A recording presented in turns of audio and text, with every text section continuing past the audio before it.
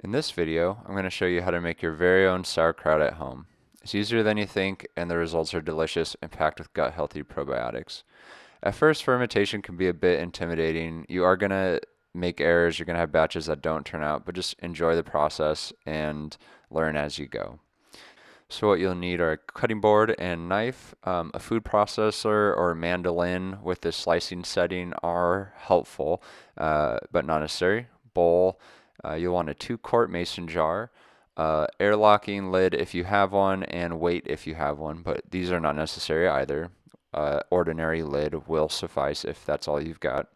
You're going to want 1 to 2 cabbages, about a medium-sized cabbage. I could have used a little bit more in this recipe, but it's okay. Caraway, I like caraway in my kraut, and some salt. First thing you'll do is wash your hands and cabbage. After this, take out 1 to 2 of the outer leaves of the cabbage and put them aside for later.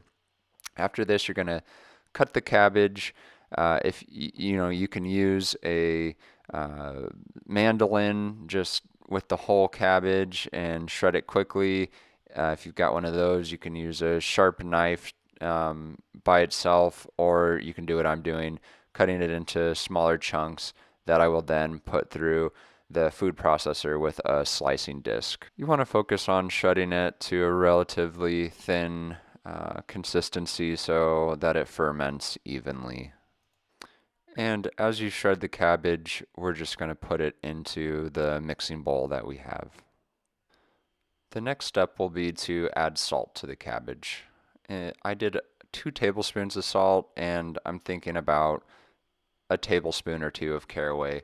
Just eyeball it with the caraway. And when it comes to salt, what salt is doing is it's slowing down the fermentation process. And if you use more salt, your kraut's going to be a little crunchier. So if you prefer that, then use more salt. Also, if you're in a hotter climate or you're in the summer months, the fermentation is going to go faster. So I'd recommend using more salt. If it's in the winter, use less salt. And I'm kind of mixing the salt in with the cabbage. This is not a necessary step. My wife doesn't like to do it, but I do. So you do you. At this point, you're going to want to let the cabbage sit for at least 20 minutes, but up to 3 or 4 hours is great too. And it's going to allow the salt to draw the water out of the cabbage, which is essential for creating the brine. And the cabbage is now a little softer. You can see there's water pooling up. That's just from the cabbage there. And this is a sign that we're ready to go. So we're going to start to put the cabbage into the mason jar. A funnel does come in handy, but again, that's not necessary. I was also showing there, some people like to massage the cabbage at this point. I don't, because I like my kraut to be crunchier, but some people like to have their kraut be a little softer. And it also aids in really, when you pound the kraut down, there's no bubbles or anything, so that's an advantage to that. But like I said, I like my kraut a little crunchy. And so you can see here too, I'm using this little mallet that we have. Use anything. If you can get your hand in there, just push it down with your fist. If you don't, if you have a meat pounder or something, you use whatever you have. But what we're trying to do is condense the cabbage as much as possible down so there's not as many little air bubbles in places that the bacteria that we don't want to grow can grow. Because whatever is covered in our salt brine is going to, the salt is going to inhibit bad bacteria from growing and allow the good bacteria that we want to grow to grow. Optimally, the cabbage will fit perfectly in the jar, but this rarely happens. So in my case, I didn't have enough cabbage to fill the full 2-quart, and you'll see what I did here in a second. One thing you can do is just let it be at the level that it is and just put a little bit of water brine in there, salt water brine. Just mix up some salt with some water, as I did right here, and pour it in.